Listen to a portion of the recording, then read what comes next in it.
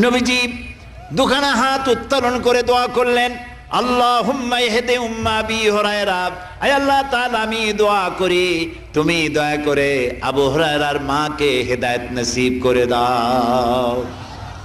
রাসূলুল্লাহ দোয়া করলেন আল্লাহ ওর মায়ের হেদায়েত করে দাও। হযরত আবু হুরায়রা রাসূলের মুখে দোয়া শুনে দিয়েছেন দৌড়।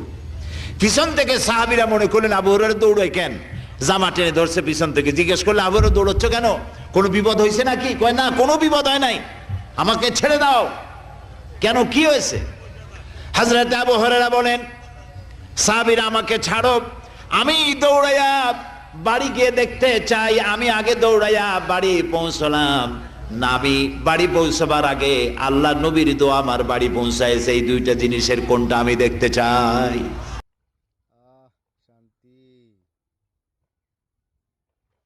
ফাঙ্গাস নি রে? সারোর ভাই, হ্যাঁ মাথা দিব সারোর ভাই, আপনার হ্যাঁ দিব এমনি।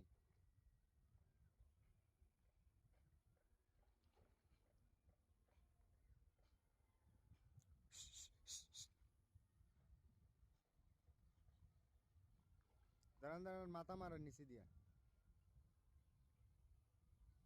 ও আউক আউক, ঘুরি আউক।